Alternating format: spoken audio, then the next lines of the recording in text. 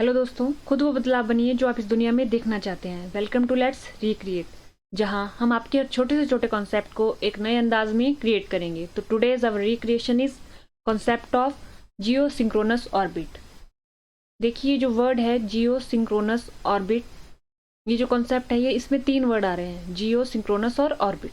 तो इन तीन वर्ड को सबसे पहले इस कॉन्सेप्ट को समझने के लिए हमें इन तीन वर्ड का मतलब पता होना चाहिए, जियो का, सिंक्रोनस का और ऑर्बिट का। तो चलिए, जियो का क्या मतलब होता है? आपने जियोग्राफी सब्जेक्ट 10 तक पढ़ा होगा। उसको हिंदी में क्या बोलते हैं? भूगोल। अब इन दोनों का अगर हम संधि विच्छेद करें तो इसका क्या होगा? जियो प्लस ग्राफी। और इसका क्या होगा? भू प्लस गोल। अब देखिए, आपने 10 तक हिंदी भी पढ़ी होगी, उसमें भू किसका पर्यायवाची था? भू किसका पर्यायवाची था? पृथ्वी, धरती, धरा। ये हमारे पास क्या आ गया? भू का क्या मतलब हुआ तब? यानी कि पृथ्वी। वैसे ही जियो का क्या अर्थ होगा? अर्थ। तो यहां से हमें क्लियर हो गया कि जियो का क्या अर्थ है। जियो का अर्थ है हमारी प्यारी पृथ्वी, यानी कि अर्थ। तो देखिए, पहला मीनिंग क्लियर हो गया। जियो माने तो अर्थ, यानी कि पृथ्वी। ठीक है। उसके बाद आता है सिंक्रोनस। देखिए, आपने स्कूल में परेड की होगी या फिर आपने रिपब्लिक डे की परेड देखी होगी। उसमें क्या होता है? जैसे मान लीजिए ये 1 2 3 1 2 3 पर्सन, 1 2 3 पर्सन, ये चलते हैं, ये स्टार्ट करते हैं परेड करना। जब ये अपना राइट पाँव उठाता है तो ये अपनी राइट लेग उठाता है और ये भी अपनी राइट ही पाँव उठाता है। जो हम सामने बैठा हुआ व्यक्ति देखेगा उसे पता ही नहीं चलेगा कि कौन सा पाँव किसका है। ये एक साथ एक बन जाते हैं, बनते नहीं है लेकिन हमें दिखता है कि ये एक ही है।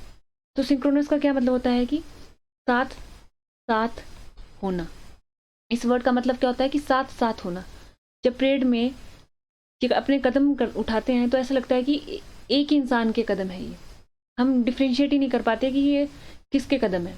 ये राइट उठा रहा है तो ये भी राइट, ये भी राइट, ये लेफ्ट तो ये भी लेफ्ट, ये भी लेफ्ट। अब देखिए, जैसे ये एग्जाम्पल है, ये ए कार है और ये बी कार है।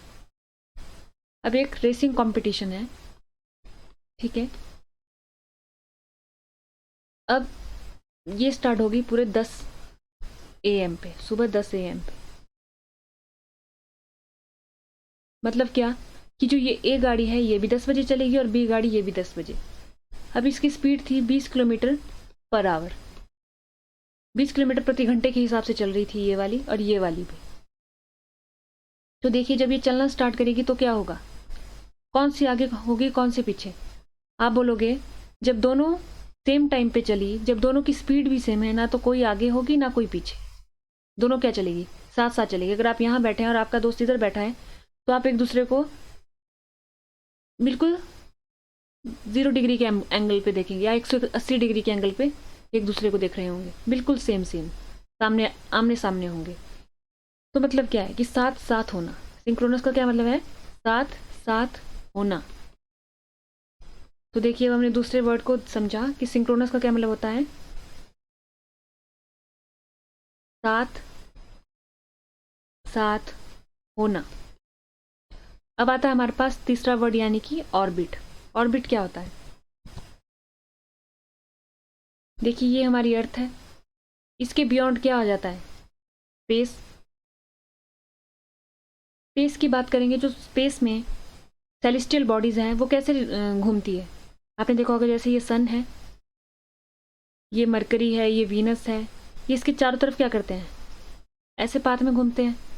ये भी ऐसे पाथ में घूमता है। और जो हमारा सन है वो अपने मिल्की वे गैलेक्सी की तरफ कैसे घूमता है? वो भी ऐसे ही इसी पाथ में घूमता है, ऐसे ही पाथ में घूमता होगा, है ना। और जो हमारी अर्थ है वो भी सन के अराउंड ऐसे ही पाथ में घूमती है। तो आपने क्या नोटिस कर रहे हैं कि सारी वस्तुएं गोल गोल गोल गोल आकार बना ना ये पाथ, गोल गोल एक ऑब्जेक्ट के चारों तरफ घूम रही है, ठीक है, गोल गोल एक ऑब्जेक्ट के चारों तरफ क्या कर रही है, वो रिवॉल्व कर रही है। तो अब सवाल है कि सारी ये स्पेस में जो भी ऑब्जेक्ट है वो गोल गोल ही क्यों घूमते हैं। तो इसके पीछे एक फोर्स जिम्मेवार है, वो है सेंट्रीफ्यूगल फोर्स। ये फोर्स क्या होती है कि जैसे मान लीजिए ये ऑब्जेक्ट ऐसे जा रहा था सीधे, ठीक है, और यहाँ इसके अंदर को जो लगेगी ना फोर्स, उसको बोलते हैं हम सेंट्रीफ्यूगल फोर्स, अंदर को लगने वाली फोर्स, मतलब कि बाहर को लगने वाली फोर्स। जैसे ये गाड़ी है, ये हमारी इस पाथ पे चल रही थी, तो लॉ के अकॉर्डिंग तो इसको सीधे जाना था, लेकिन क्या हुआ, इसके ऊपर एक सेंट्रीफ्यूगल फोर्स लगी और उसने इसको अंदर की तरफ को बेंड कर दिया। वैसे ही जब आप इस झूले पे बैठते होंगे, जब ये झूलना स्टार्ट होता होगा तो क्या होगा, सारे बाहर को जाते हैं, लेकिन जब रुक जाता है तो क्या हो जाता है, ये अंदर को आ जाते हैं, तो सेंट्रीफ्यूगल फोर्स। वैसे ही जैसे ये हमारे पास ये वाला झूला है, इसमें ये स्लाइडिंग झूला है, यहाँ पर गए गए ऊपर को, और ये वाला जो कार है ये ऊपर को सीधे ऊपर को जानी थी, लेकिन क्या हुआ, सेंट्रीफ्यूगल फोर्स लगी और ये नीचे को आने पे मजबूर थी, ठीक है। तो ऑर्बिट क्या होता है, अब ऑर्बिट होता है कि एक गोलाकार पाथ, ठीक है, ये तो ऑर्बिट हमने पढ़ा कि ऑर्बिट क्या होता है। ऑर्बिट की डेफिनेशन अगर हम देखें तो वो होती है कि N orbit is a regular repeating path. देखो रेगुलर रिपीटिंग पाथ, ऐसा नहीं है कि रेगुलर रिपीटिंग पाथ होता है। ऑर्बिट क्या होता है, जैसे ये सन है, ये अर्थ है, रेगुलर रिपीटिंग पाथ है ये। ऐसा नहीं होगा कि अर्थ आज इसके ऊपर घूम रही है तो कल मन करेगा तो ऐसे चल जाएगी, नहीं, रेगुलर, रोज इसी पाथ पे घूमेगी और अराउंड एनी ऑब्जेक्ट। हम सन के अराउंड घूमते हैं, ठीक है। तो हमने देखा कि ऑर्बिट क्या है,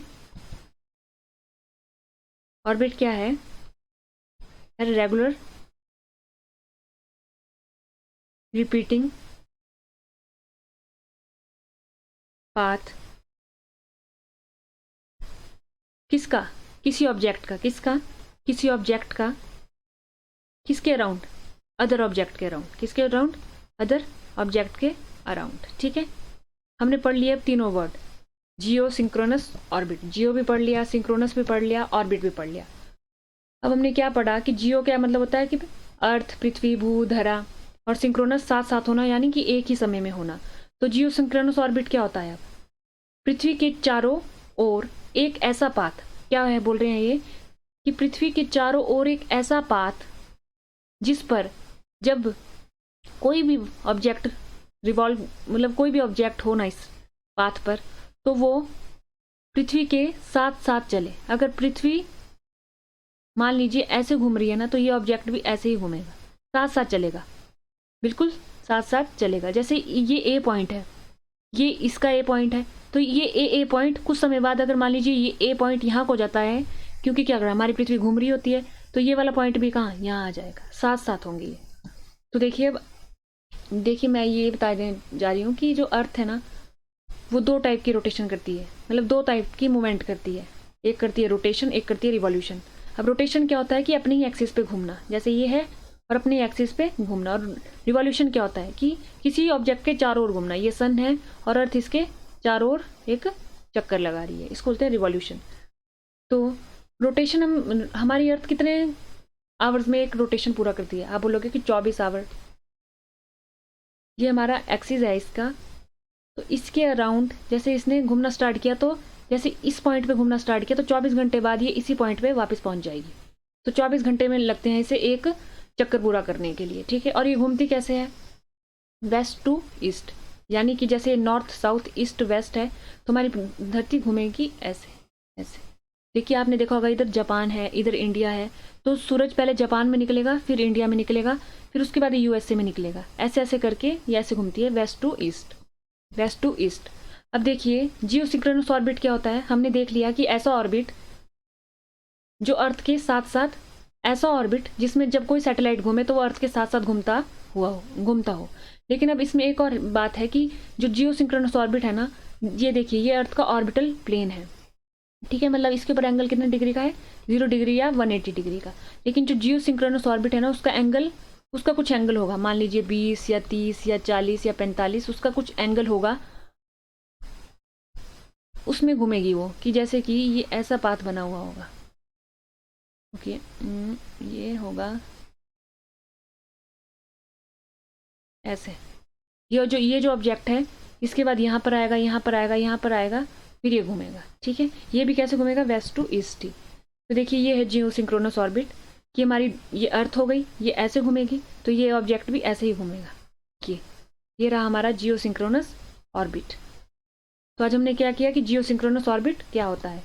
थैंक यू, देखते रहिए लेट्स रिक्रिएट।